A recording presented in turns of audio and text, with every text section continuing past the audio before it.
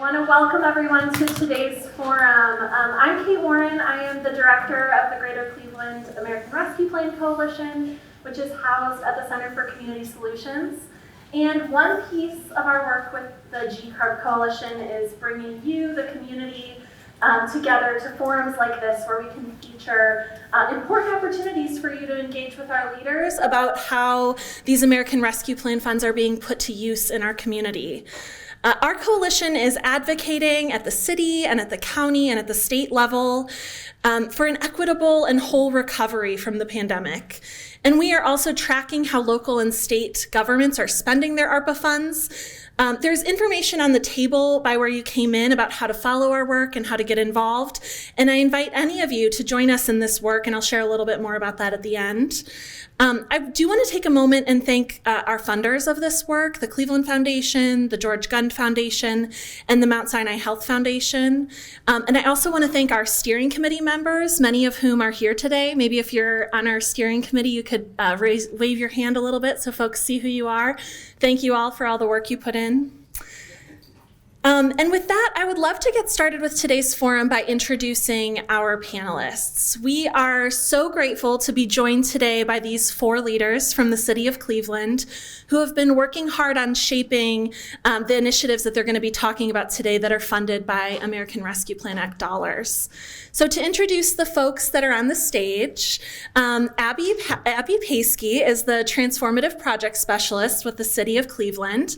She has many projects on her plate, but she has been supporting Chief Bradford Davey and the Center for Economic Recovery with many of their initiatives.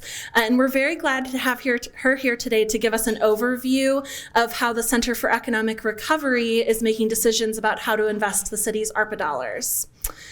Director Tessa Jackson will be joining us, and Tessa is the Economic Development Director at the City of Cleveland.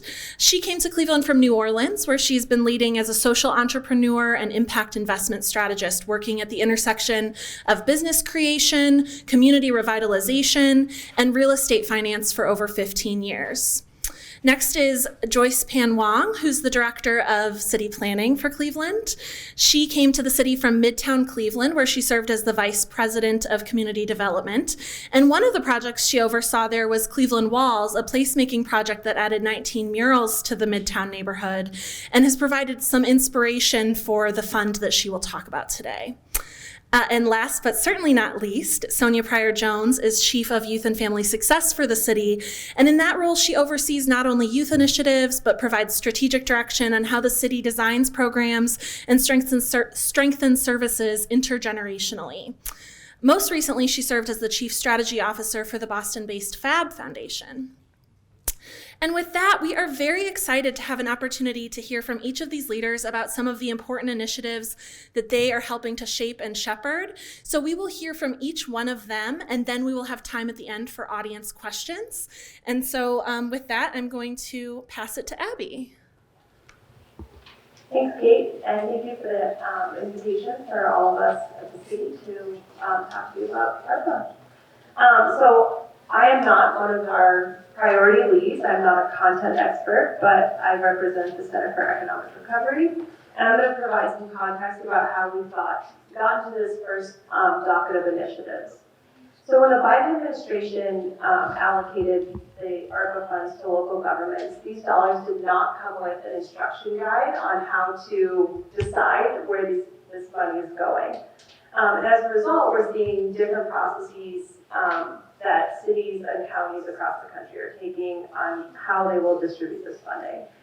And as we all know, there are an endless number of challenges and wicked problems and worthy causes and incredible organizations that would love to see some of this money. So Mayor Bibb decided to approach this by creating the Center for Economic Recovery to come up with a process where we would be equitably and strategically looking at various proposals and initiatives to lead to transformative change and long-lasting change. So the goal of the process is to support our elected officials and use a consistent evaluation guide and evaluation criteria so that all of our decisions are grounded in strategy. So the Center's work strives to make these once-in-a-lifetime funds, something that are a federal investment that aren't spread so thin that we don't see long-lasting change. So these are the kind of the guiding principles that we have adopted as we approach this work. So over the past 5 months, the center has been meeting weekly to kind of support this process. So first, Mayor Bibb set out his 10 priorities, and those were based on the community input that he gathered during his transition, as well as his first several months in office. Then he selected priority leads, who are the content experts, so the subject matter experts, to kind of lead the different priority areas that I'll talk about in just a minute. The Center for Economic Recovery team is here to kind of guide the process, so we're the process experts. So this is the team listed here. It's a group of senior leaders in the administration, as well as 2 of our colleagues from City Council, Jessica Columbia and Ann Tilley, and Brad Whitehead, who's been advising us on kind of what the national landscape looks like. So we have been kind of these process experts. So over this summer, can you do the next slide, please, Kate? Over the course of the summer, our priority leads, our content subject matter experts, some of them are here with us, worked to develop strategic frameworks for each of their priority areas. And these included an overall vision, several goals, and then some success metrics that would indicate that we were working towards those goals. So all of these strategic frameworks are available on our website. And then what we did was the priority leads worked to create and compile proposals of initiatives that would then work towards those strategic frameworks. So these initiative proposals were grounded in what was already out there, what was already happening, what the community was asking for. An example is our housing initiatives came from the 10-year housing plan that the city had, as well as recommendations from local partners. Next slide. Thanks. So this is kind of the overview of our process. When the leads submitted proposals to the center, we evaluated them using the same 8 criteria. Those will be listed, I think, in the next slide. Thank you. So these criteria helped shape and strengthen the proposals that were submitted. So we were looking for how can we make these ideas longer lasting? How can we expand community impact? How can they be more environmentally sustainable? And then the center provided feedback to the leads on their initiatives that they proposed to try to strengthen these, as did Mayor Bibb. So once these kind of went through this evaluation and the mayor approved them, the leads made some adjustments.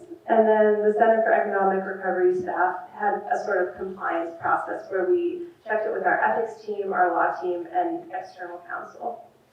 Next slide, please. So docket 1 represented about $103 million that we proposed to council. And this initial docket is pretty foundational. It aims to stabilize several of the systems that were rocked by COVID and lay some groundwork for longer term, more transformational work. So Chief Pryor Jones, Director Wong, and Director Jackson will walk you through what some of these initiatives look like and how they arrived there. Director Jackson, are you ready to go? I guess so. All right, I'll pass it off to you. Thank you.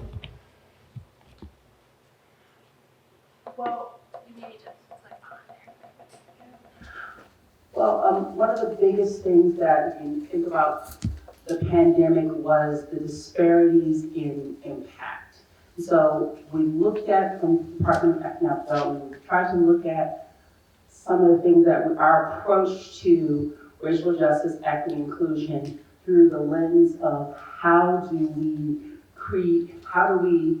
not just help people recover from this pandemic, but how do we look at what has happened in Cleveland long-term, like what I call it the long-term economic disaster.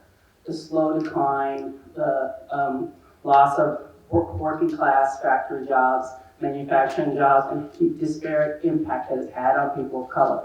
And then it said, how do we leverage the opportunities that we're investing in terms of housing, which is going to be 50% of the Docket 1 budget, to make that happen. So we focused on, our first initiative was the Minority Business Credit Enhancement Fund, which is really going to be targeted towards expanding the pool of minority contractors that stay from underrepresented groups. So what we'll be doing is trying to help more contractors from those groups become what we call ready, willing, and able. So when I say ready, willing, and able, not just trained and prepared to do the work, but having the financial resources, the bonding capacity to actually take on those contracts and those jobs. Do you want to go to the next slide? Yeah, we'll go to the next slide. So Opportunity Plea Fund is it's a larger civic fund, and we're investing $5 million kind of in a larger fund that is going to invest in opportunities in different neighborhoods. It's going to support developers to provide low interest, flexible capital, and it's going to allow more people to actually get involved in development, and hopefully those developers will be working in what we've defined as middle and opportunity neighborhoods. Good afternoon, everyone. My name is Joyce Wong, Director of City Planning, and I'm here to share with you a little bit more about the Arts and Neighborhood Amenities Fund. I do want to kind of give the bigger picture of where we're headed regarding arts and ARPA. As mentioned, this is only Docket 1, so this is the first entree, if you will, of many courses related to the arts. I want to kind of give a bigger picture of why arts matters here. So many people suffered during the pandemic. It was a very difficult time. Mental health, it was an enormous struggle, and I think that for many communities, specifically in our neighborhoods, experienced quite a bit of trauma through the process. It was a really difficult time, isolating time, and part of what we're trying to do here with this first docket is really change the sort of built environment, the physical environment, so that if you're walking around in your neighborhood, you feel that your culture or you are represented through the liveliness of what you see around you and what you experience around you. But artists bring much more to the table than just implementing art and creating art to be enjoyed. I think part of our larger strategy, which will begin to emerge Docket 2 as well, is thinking about how artists, through their thought processes and design thinking, can really address problems or issues in City Hall or in our neighborhoods with a very, very different lens. And so I think, again, not only are artists here to produce, but they're really here to help the process. And so we anticipate coming in the future that we'll have a lot more artist involvement within City Hall even, and much more involvement in planning processes within the City Planning Commission. And those are the types of sort of innovations that we're looking forward to over the next 3 or 4 years. But specific to this fund, this fund is meant to really bring arts and infuse them into our neighborhood built environment. So it's a very flexible fund, it's $3 million, and the intent is to see installations at scale be in our neighborhoods. So we're not talking one-off murals here or there, or sculpture or photography. It's where can we focus some of these efforts and really sort of infuse areas with arts. So it becomes a center of gravity in a neighborhood and a place of both joy and reflection, but also economic opportunity. The other way this fund can be used is really around transformative arts centers. So maybe there is a center of gravity that is located in one space that attracts a lot of youth and public programming. We really want to see this fund be used in a way that really allows those to flourish and to bless our neighborhoods, really. And so it's again, quite flexible. There's many ways that we can use it.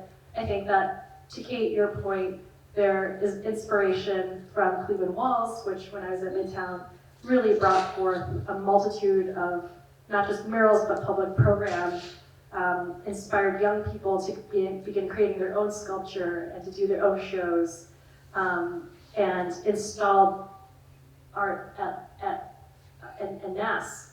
And I think those are the types of things that we want to see with this fund. Oh, I have slides. That's right. So this is just the title slide. If you can go to the next one. Again, this is talking about the soul of our neighborhoods and really kind of reinvigorating the soul of our neighborhoods. The next slide is the types of transformative projects that could be included in this fund. And then the next slide is really around the program criteria that we will evaluate proposals. So depending on the neighborhood, we really want to see investment in neighborhoods of opportunity where there may be a quote-unquote public art desert. We're looking at the east side, the southeast side, as well as the southwest side. If you could go back for a second, there should be a component of public program, whether that's youth outreach or youth involvement, community involvement, and a way for the public to see and touch and feel and be a part of the process. Of course, if there's funding match, that's always a great thing to see leveraged.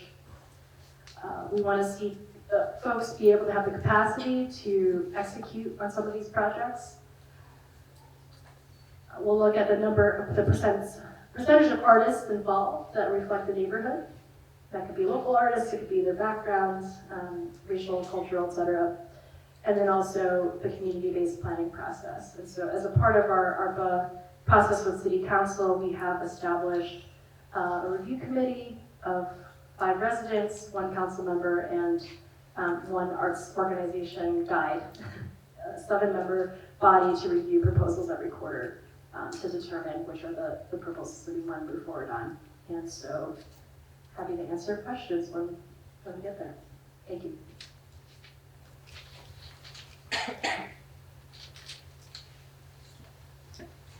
Hey, you are. Okay. Now, I'm not sure if you're going to see a workforce slide and then a scholarship slide. So I'm just going to talk about both of these things together. I'm Chief Lanya Carter-Jones. I have the pleasure of working with these colleagues here on behalf of residents here in the city of Cleveland and talking with you today about the first docket of ARPA as it relates to our education for all, as well as our violence prevention and public safety areas of the work. And so similar to what Joyce did, just to step back a little bit, earlier you heard Abby spend a little time talking about the framework in which the mayor's team has really taken upon the charge to think about how we would spend these once-in-a-lifetime dollars. The dollars are finite. We have lots of things that we need to solve in our community. But we are figuring out by way of the expertise that's in our room, but also the expertise that exists in the community. And so I can't talk about the work of early childhood without acknowledging our early childhood partners. A few of them are sitting here. It was very important to myself and to Holly Shapiro, we are the co-leads for the Education for All work, that we engage with community members that are out there actually doing the work as we are making some of these really, really difficult decisions. And when we think about early childhood in the Education for All framing, is where we all start. None of us in this room, doesn't have a story about the first time we entered a classroom, that first teacher that engaged us in our lives. And that happened, hopefully, for most of us at the age of early childhood. And we know that that is critical for communities, particularly communities of color, communities where there's a lot of poverty, because we know that the long-term trajectory for anyone who's had a quality early childhood experience, it means something for how they enter the workforce, it means something for their quality of life. And so as we were thinking about this work, it was really important that we did our work to make sure that we were doing something to be both innovative while also helping to stabilize something that is so essential to our community. And so when we think about early childhood, we also have to think about the mothers and the fathers and the grandparents who rely on a high quality system where they can leave their children every day so that they can go to work. And so by stabilizing this part of the system, we believe we're also indirectly stabilizing the rest of the workforce system in our community. And so we wanted to focus in two areas. While the early childhood stabilization agenda is a broader one, there's a lot that needs to be done around policy as it relates to us thinking about how we are actually paying our early childhood care workers. We knew we couldn't do all of that at City Hall, but what we could do was to support a retention program that would allow us to help workers, many of them making about $29,000 a year, have some additional resources available to them. When you're making money like that, it matters to have a few $100s where you can make sure you can pay for your groceries. It matters to have a little extra money where you can fix your car and get to work. And so the incentive-based program for the workforce, in terms of retention, those bonuses matter. There's also what I like to call an attraction bonus. How can we get more people to consider and think about taking on roles in early childhood education? This is a tricky workforce market right now. There's a lot of competition, and so what is it that we can make available with incentive-based dollars to also try to attract people to join early childhood education as workers, the ones that we need. The second part of the early childhood incentive is really focused on our families, and that's scholarship dollars. And so many of us are in the community now talking about things like benefit cliffs, and how difficult it is for some of our families, depending on where they are in their life experience, to be able to afford and take advantage of a high quality early childhood experience for their children.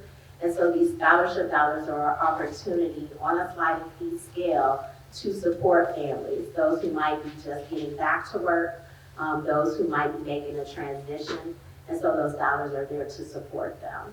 What we also know is important to the mayor's office is also equity. And when we think about the most people who are going to be impacted by this early childhood investment, about $4.5 million, we know that they are predominantly Black and brown children and predominantly Black and brown women.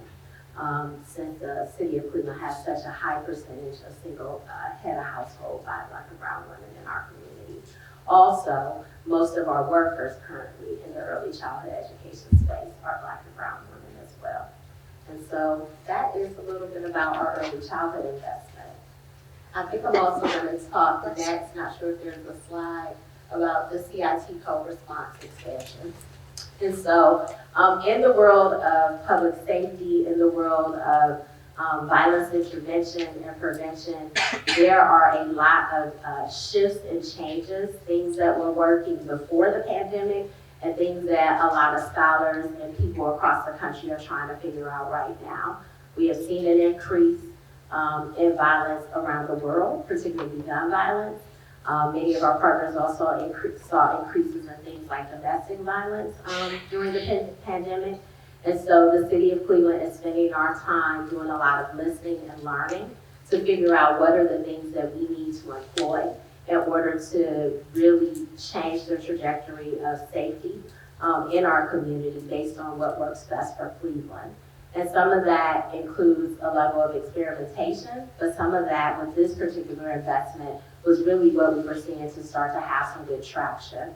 And so this investment is to double the number of teams that we see utilizing the co-responder model.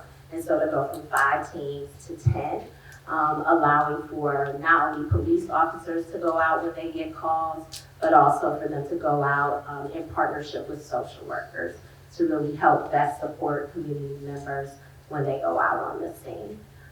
In addition to this, because I know we're going to talk about it, we're also exploring other options. We know that there is a huge interest in the care response model. I've had a conversation myself with several people in this room about that model. So we're listening and learning. But as it was stated earlier, this is our very first docket. And so this is where we started with the work.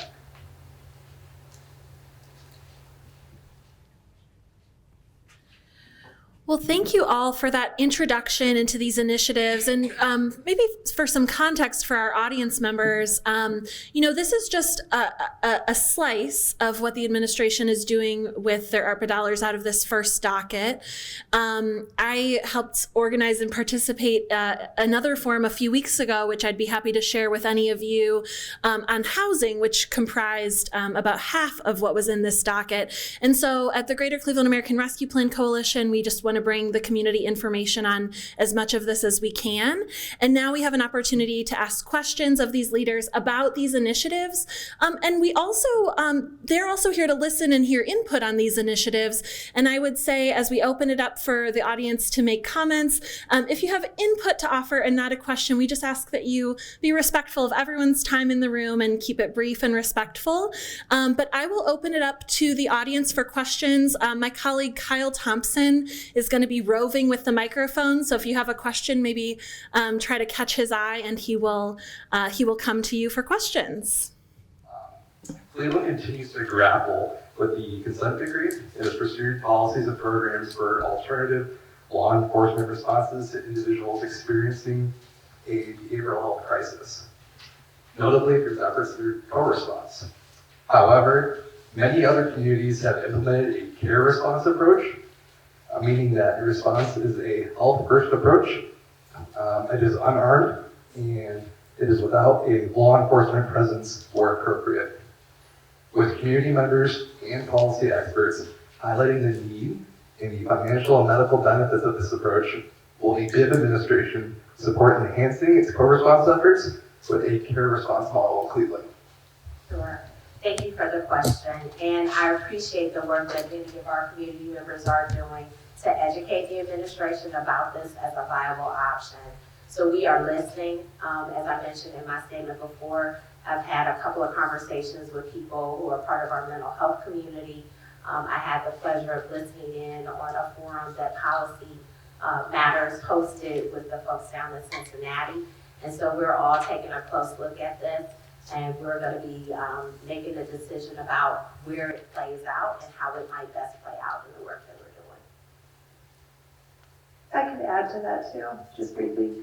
One of the most exciting things I think about the CIT initiative is that we are funding a senior strategist who will work to stitch together the mental health, the public health, and the public safety in the city of Cleveland. And so that strategist will kind of be thinking through what works best for the city of Cleveland, coming up with a longer term strategy, working out how we'll fund this sustainably, and looking at models across the country. So we're really excited about this strategist as well.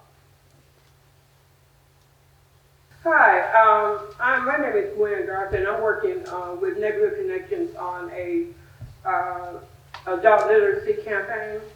And we found that in 1961, Cuba increased the literacy rate to 100% in a year. Here in Cleveland, I have not heard anything about adult literacy. I think that before we even get to the early childhood, that we need to be concerned with the whole family, okay? Because if the child is learning a lot and the parents don't know anything, you still got the same problem. So I would like to see some of this money go towards adult literacy as well as the arts. Hi, I'm wondering, how do you evaluate proposals around capital construction for nonprofit organizations? I think a lot of nonprofit leaders sort of view this influx of one-time funding as an opportunity, especially for organizations that have seen a large expansion and need for their services after the pandemic, or maybe have just been putting off renovations or construction for a long time. So I'm just curious, what criteria or strategy or ways you prioritize those kind of proposals. Guess I'll take that one. Well, actually, ironically, we've been in City Hall having some conversations, with the City Council and departments, and have been having them internally about how do we evaluate projects, be they nonprofit or for-profit, looking at them through the lens of community benefits. I'm on a working panel to work on a community benefits agreement that'll be citywide, that will look at larger projects. But when I want to talk about something specific to my department, because we provide a lot of incentives for and resources for nonprofits and for-profits. We're looking at coming up with a community benefits scorecard where we look at projects before we commit to any type of incentive and come up with a scorecard. And we look at really what the benefit to the community is, what the impact of job creation is, what is accomplished by the end product. So I believe that by using that as a first filter for considering our incentive packages, we will benefit nonprofits in some of the capital improvement projects that they have, because nonprofits tend to have a community focus and do work that benefits the community. Does that answer your question, or? Yeah, that's great. Okay. Hello, I work in workforce, and so I'm just curious more about what thought has been given to, especially under the Early Childhood Initiative, how we're engaging the private sector or employers, just because they would benefit greatly, from childhood care being more expanded, especially in our community. And so we have a couple of experts in the room that could probably best answer this even better than me. But what I would say to that is we wanted to start with stabilizing actual classroom teachers, the people who are in the rooms with our children. But we do understand in order for us to do this work better and for it to be properly sustained, we have to do this in partnership with our corporate community. And I know that there are some early conversations with corporate community members about how they can be also partners in what we're doing to change the trajectory for workforce in early childhood. I think we also understand that we have to be looking towards additional policies at the state and federal level to better support the income of early childhood educators and workers in order for us to really sustain this as a solid way that people can work and live a high quality life and earn really high quality wages. Hi, my name is Ann Hartnett. I'm a small business owner in Ohio City. I've operated Harness Cycle, a fitness studio, for the last 10 years. As you can imagine, I'm one of the small business owners, particularly brick and mortar, that was hit really hard. And I talk a lot to my peers who we've all had to pivot over and over. One of the things a lot of us had to do was take on debt to make it to the other side. And a lot of that debt is SBA, which is a variable rate. And with the Fed raising rates, I've gotten 6 increases in just the last 12 months of what that rate is. So I know that there's probably a lot of ideas and asks for small business and brick and mortar. But one thought I had, or question, is there any support in refinancing that debt and kind of controlling what we're getting squeezed on with inflation, with debt consolidation with some of these funds?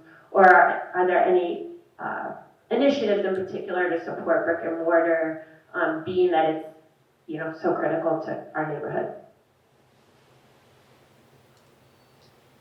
I'll take that.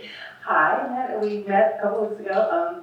I think we just did an incentive package for you recently, yeah.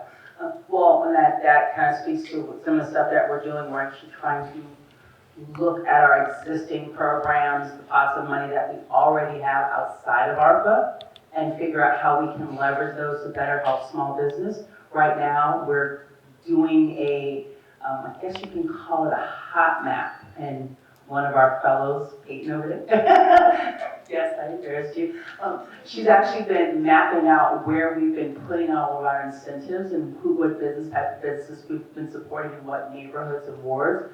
And so what we're looking at is how do we reimagine our incentive programs and how do we address current needs and what those needs are. Some of our programs are 5, 6, 10 years old, and they may not meet the needs of the changing business environment. So, and once again, we try to be flexible and innovative in how we structure some of our loans and our grants so that we work with businesses. Our goal is not to be a hindrance to business success, but to help aid it. So, and if you're having problems, please, circle back with Kevin and we'll see what we can do to help you. So.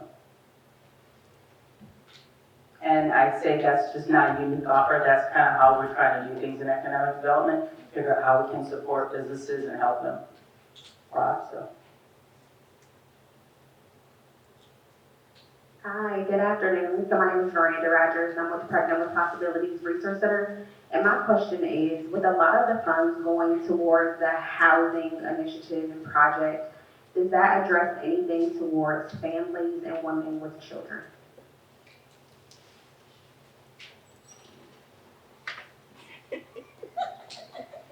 So I'm not directly over the housing funds, but I'm part of the cluster that has talked a lot about housing funds, so I'll try to kick it off and see if anyone else has thoughts. But I do think that, with the housing fund, which of course is $35 million, one of the bigger pots here, there's gonna be criteria for evaluation. And I think your input is helpful with regard to supporting women with children and making sure that there's adequate housing. We know that I think there's a population that probably needs support around that. And, there are projects out there. Tri-C worked with CHN to do the scholar housing, which is a model that was tested, I think, in another city and now is broken ground here where, if you attend Tri-C or if you're a single mom, you have, housing, you have childcare built into the very same building, and you have other services and support to help you make sure that you're successful both as a mom and also as a student, or I'll just say parent. And so, I mean, those are the types of inputs that I think could be helpful when we consider projects for supporting families and children. And I'll add to that, if you can think about the fact that single mothers tend to be the most vulnerable group in our society. One of the things that I know Director Hernandez has been doing in community development is how you look at, how you consider kind of the spectrum of housing needs, from transitional housing to families who are facing chronic lead problems, and how do we get temporary housing for that. So I think just in how community development is approaching housing in general will benefit single mothers, because we're trying to look at it through a lens of vulnerability and resources and people who need resources the most. So. And I just encourage you, it sounds like you have a really specific thing in mind. And I'm sorry I can't see the person who posed the question. Thank you. So I'd love to connect with you after this so that we can find out in a little bit more detail what kinds of things you're thinking about, and we can take that back. Good afternoon. Khalid Hoffman from Migos. As a community development professional, we kind of look at things from a broader view. Community building. Oh, that's a lot better. Community building. And so I can actually, as we're building projects, I can see where I could utilize funds from each one of these funds. Will there be opportunities to look at that from a strategic perspective of how to do that community building within strategic areas? That's a great thought. I think, we do have in mind that, these are not just funds floating out without place. And so I think that sort of place-based strategy is definitely something we would maximizing impact in certain areas. So I think that's definitely worth a discussion and worth consideration. Yeah, and I think you're only seeing a snapshot of the initiatives that the city is looking at. This is really just a few of the initiatives that are on the first docket, not the second. I mean, we are looking at doing corridor-specific projects. We're really looking at focusing on neighborhoods and kind of spreading the wealth. And I know that Famicus has been working in, trying to do some stuff in the Glenville area, and I've met with John, I've talked to Candace. I would say we're really out here in the trenches trying to figure out what the needs are. So from a community standpoint, community buildings point, everything starts with community. It starts with neighborhoods. So of course there's going to be opportunities to leverage organizations like Famicos. They're a key component in actually delivering some of these initiatives to the public. I mean, a lot of the stuff is going to be coming out through RFPs, at least on my end, where we're looking for teams to partner and to basically put this stuff on the ground. My staff cannot do this stuff. Joyce's staff cannot do this stuff. Sonia's staff can't do all this stuff. So we're looking for organizations to partner with, to work with, and organizations like Famicos are part of that bigger picture. Hi, good afternoon. I'm Dr. Declan Chisholm with Step Forward.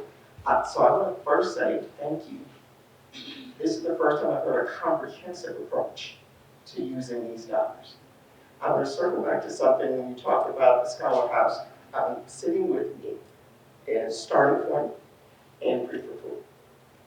Step Forward is going to be responsible for the early childhood program in the Scholar House. One of the things that I heard earlier that I'm really appreciative of is the fact that you connected early childhood with workforce. Because at the end of the day, if I don't have a safe place to put my child, then I can't go to work. And just to provide the context for that, at Step Forward, we've lost 14% of our staff in Head Start since the pandemic. That means there are 100 vacancies in my program, which means 500 children will not be served. And we are competing against Target and Amazon. So I'm really happy that there's going to be some dollars and some assistance for that kind of support for early childhood. So thank you. All right, well, I have a question for Director Wong.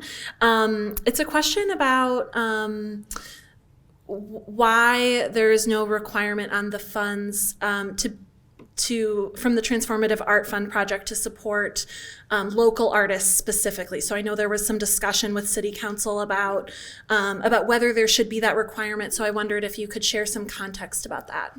Sure, I'm happy to. So first of all, this is different than the funds that you saw come out from the Cuyahoga Arts and Culture and Assembly for the Arts, who is here in the audience. Those funds were specifically from the county, and they were relief dollars direct to artists. So I want to put that out there that this Transformative Arts Fund is not a direct to artists relief fund, but rather it is a neighborhood-based arts infusion. So around the note about local artists, part of the strategy here is, yes, ideally we want to support all the local artists we can. Defining local artists can be tricky at times because are they local specifically to the city of Cleveland? Are they local to the county? If they live in Bedford, can they go across the line to access the funds? So I think just from a nomenclature standpoint, it can be difficult. But also, I think that, of course, we want to support capacity building in Cleveland, and that is part of the goal of this. I think programmatically it can get complicated because not only are you supporting artists, but you have to support the supplies and the lifts, and sometimes organizational capacity is not quite there yet from individual artist to artist, so you may need additional assistance from outside capacity that may bring in resources from outside of Cleveland in order to accomplish that. So we intentionally kept the fund flexible, and local arts will definitely be a part of this. It's just not putting too many stipulations on the money itself so that we can easily access it, if that makes sense for programs. Thank you. I received another question that was quite broad, and so maybe, Director Jackson touched on it a little bit already, but maybe other folks have thoughts on this. The person who wrote is concerned about the city's capacity to carry out all of these new initiatives with the staff that they currently have. And so I wonder if you could address how the city is building capacity internally or working through the RFP process to make sure that we'll be able to effectively spend the dollars in the community. As I stated, one of the things that we're doing is we are approaching some of these our initiatives through an RFP process where we will partner with organizations that are going to bring capacity building, capital, and training support to these initiatives, because all of those are kind of cobbled together and important to the success of each initiative. So that's really how we're going to leverage the department's capacity to have more impact in the city by basically bringing other organizations in. Our goal really is to have a 4-to-1 leverage on our funds and hopefully a 10-to-1 leverage on our staffing. And if everybody knows how big my department or how small my department is, they know that I'm serious about that 10-to-1. Yeah, so I think that, and every fund will operate differently. So every fund will have, some will have RFPs, others will have perhaps senior strategists or partnership to bring on temporary staff in order to help work the contracts, in order to help work the administrative side, but also to set the strategy. So speaking for arts, this has not yet been determined for docket 1, but again, looking at docket 2, we're really hoping to partner and find, let's just say a 2-year person to be at City Hall to really oversee arts policy and strategy and work on integrating much more of the arts process and arts values into the things that we do, because I know that we are very short-staffed. We only have one administrator who is focused on the arts, and it's purely like contract management, working with the entire network of all the artists in Cleveland, and she's very stretched for one person. So I think like really from a capacity building level, we're trying to build that additional sort of training, I think is how Jeremy from Assembly for the Arts put it, is building the scaffolding and the structure so that the infrastructure for more permanent arts policy and strategy in City Hall. Yeah, go ahead. I guess it's important for for everyone here and for people who may be listening outside to realize that the goal of using these funds is not to build a bureaucracy, but to build capacity and opportunity. So we're not all trying to like create these behemoths and these large staffs so that we have a big power base. We're really trying to get things done. And if that means finding the best and the brightest and the best partners, that's what we're going to do. So That was please really don't. well said. That's very well said. And the reality is, if you go back and look at some of our criteria, we talk about sustainability, right? And so it is not a sustainable model to hire a whole bunch of people and then run out of dollars, right? And so I can only speak to what we're doing in this first docket, and that is contracting with partners who already have the infrastructure to push out the scholarships, to push out the retention dollars when it comes to the education and early childhood work. And then on the other side, with violence prevention, that is teeing up the opportunity to expand a service that's already working, and then revisiting some of the dollars that are already in place to help us continue to afford that long term. Thank you all for that. I really appreciate those points because I think just in the scheme of how much this money is compared to, say, the city's general fund budget, it is a lot to think about expending all of these dollars by the end of 2026. So appreciate all the thought that you all are putting into that. I think we have time for one more question from the audience if there is a final question. It looks like we have all of our questions answered. How miraculous. Well, I do want to share a few important things that our G-Carp Coalition has coming up, just so you all are aware. There's information on the table. We just this week, we opened applications for advocacy grants. And these are not just specific to ARPA dollars, but if your organization is planning to undertake advocacy activities in the coming year, these might be a good opportunity for you. There are flyers on the table that have some more information. They're smallish grants, up to $5,000, but we want to help build capacity, particularly among small organizations, to do advocacy. Also, my cards are on the table. You can feel free to contact me directly if you have questions about those advocacy grants. We also have another forum coming up on October 26th.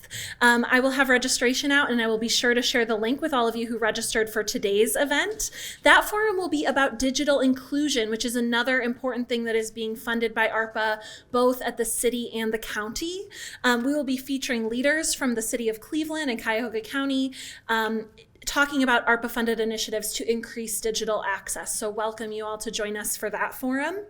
And finally, part of what we do at the G-CARP Coalition is put on forums like this, but we are also doing advocacy work, and we have started to form work groups to mobilize toward our advocacy agenda. If you take one of our flyers, we have 10 areas in which we are doing advocacy, and I invite you to visit the link or the QR code on that flyer, sign up to get involved, and I can get you information on how to link in with one of those work groups if that's something that's of interest to you. The more the merrier. We welcome anyone to join us in those efforts.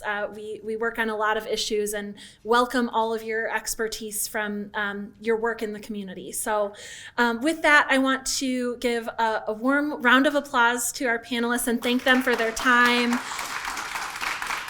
We are very appreciative of all the work that you're doing to help our community recover from the pandemic and to help use these dollars effectively. And we're also appreciative of you taking some time to hear input from the community members that are here with us today and just how open the administration has been to hearing that input. So thank you.